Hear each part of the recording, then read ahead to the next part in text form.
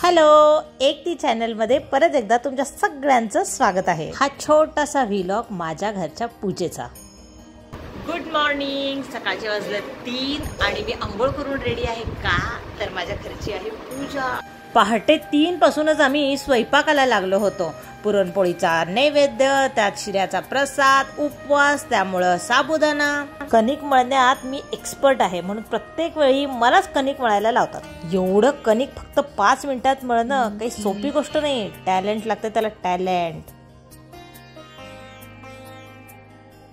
प्रसादाचा शिरा तर माझ्याच हातचा झाला पाहिजे ना। प्रत्येक ठिकाणी कुठेही पूजा असू दे, प्रसादाचा शिरा माझ्या हातूनच। हळूहळू जसं जसं उठून सगळ्यांचं आवरत होतं तसं तसं सगळे कामाला लागत होते। सकाळचे 4 वाजलेले आणि हा माझा प्रसाद रेडी होता, एकदम सॉफ्ट सॉफ्ट। प्रत्येक जण आपल्या आपल्या क्षमतेप्रमाणे मदत करत होता। इतर वेळी 8-9 पर्यंत झोपणारा हा मुलगा आज सकाळी 4लाच उठून बसला होता। एक प्रसादाचा शिरा आणि कणिक एवढं सोडलं तर मी काही बनवलं नाही। सगळं जेवण माझी बहीण आणि माझी आई यांनी बनवलं। आईच्या हातची कटाची आमटी म्हणजे आमची येळवणी। हे काम मात्र प्रत्येक वेळी संदीपकडे असतं, कारण की त्याच्यासाठी अशी वेडी एनर्जी लागते। आईनी पुरण भरून दिलं, काही पोळ्या मी, काही पोळ्या दीदीने लाटल्या। तो गाइस ये बाइल्स है यहाँ पे, आप देख सकते हो। तर हे आहेत माझे जीजू, म्हणजे आमच्या प्रत्येक कार्यक्रमाची शान। यांच्याशिवाय कार्यक्रम आनंदी होतच नाही। गाइस ये मुझे वड़ू बोल रही है, पर कोई बात नहीं, हम अवॉइड करेंगे। आई आणि चिमुते किचन सांभाळत होत्या म्हणून मी निवांत आवरू शकत होते। सगळ्यांचं आवरून झाल्यावर फोटो सेशन सुरू केलं, कारण की माहीत होतं पूजेच्या वेळी फोटो काढणं काही पॉसिबल होणार नाही। तिकडे नवीन घरात भटजी डॉट 6:30ला हजर होते। घरचं सगळं आवरून इथे पण काम करायला मॅडम सगळ्यात पहिला हजर होत्या। संदीप आणि जिजूनी पूर्ण घर असं फुलांनी मस्त सजवलं होतं। सोबतच कॉर्नर्सला रांगोळी पण काढली होती। आम्ही दोघी इथं बाहेर रांगोळ्या काढत बसलो होतो। मी मस्त रेडीमेड रांगोळीमध्ये कलर भरत होते, तर दीदी स्वतःच्या हाताने क्रिएटिव्हिटी दाखवत होती। घराचा पहिला तोरण माझ्या फेवरेट पर्सन म्हणजे माझ्या जीजूच्या हातनी लागला। सगळ्यांची नुसतं धावपळ गडबड सुरू होती, पण हा माणूस बघा।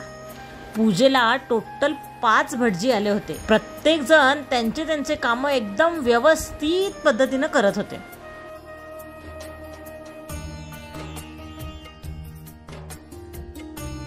माझा टाइमपास सुरू होता आणि ती रांगोळी काढण्यामध्ये एकदम मग्न होती आणि शेवटी हा रिझल्ट आला।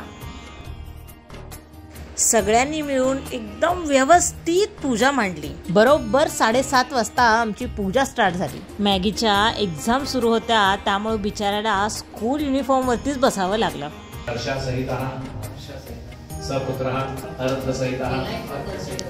मॅगी ही एकदम मन लावून पूजेला बसला होता। मला टेन्शन होतं की त्याला पूजा भेटेल की नाही, पण थोडीफार तरी त्याला पूजा भेटलीच।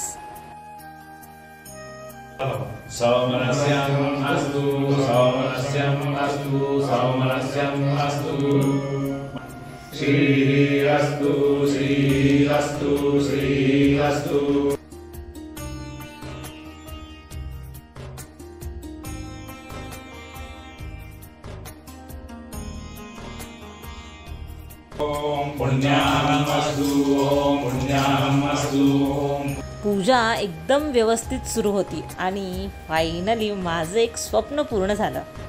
मला नेहमी वाटायचं असं कुंकवाचे हात मला पण भिंतीवरती कधी तर लावता यावेत। आता या घरात सगळीकडे माझ्या हाताचे ठसे होते।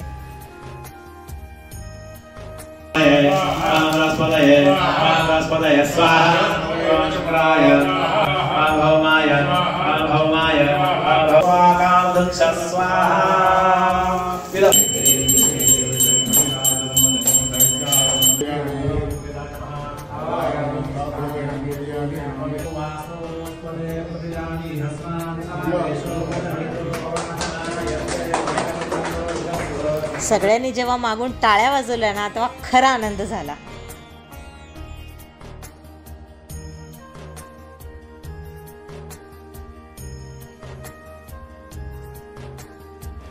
घराच्या मानाचं तोरण लावायचा मान माझ्या दीदी आणि जिजूला मिळाला. खूप सुंदर असं तोरण ती घेऊन आली होती. त्याच्यानंतर सुरू झाला मानपान. सगळ्यांनी भरभरून प्रेम आणि गिफ्ट्स दिले.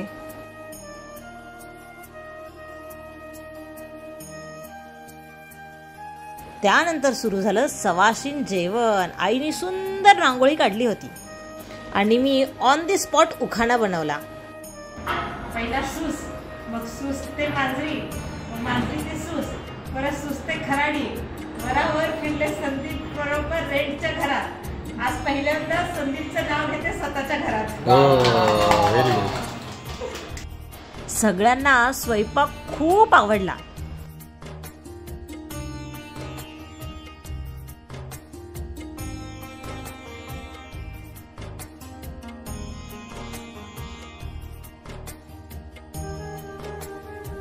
माझी दीदी स्वतः हाताने बनवून गारवा घेऊन आली होती. आता गारवा सोडण्याचा कार्यक्रम सुरू होता.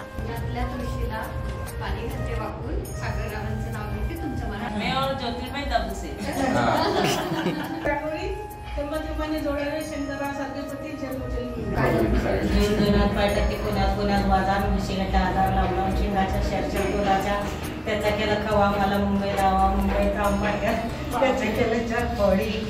मायबापाची बॉडी, मायबापाची 15 तुळशीच्या बागेत, तुळशीच्या बागेत रामाशेता, रामाशेताच्या काक्यात कळशी, कळशीत पाणी. तानाजीरावांचं नाव घेते मंजुळ. चांदीच्या ताटात पुरणपोळीचा घास. अमितरावांचं नाव घेते हर्षा आणि संदीपच्या नवीन घरात वास्तुशांतीच्या खास सोहळ्यात. अशा पद्धतीनं घरातल्या घरातच छोटीशी वास्तुशांती आणि गृहप्रवेश आम्ही केला. आता आतुरता आहे ती म्हणजे घर सजवण्याची.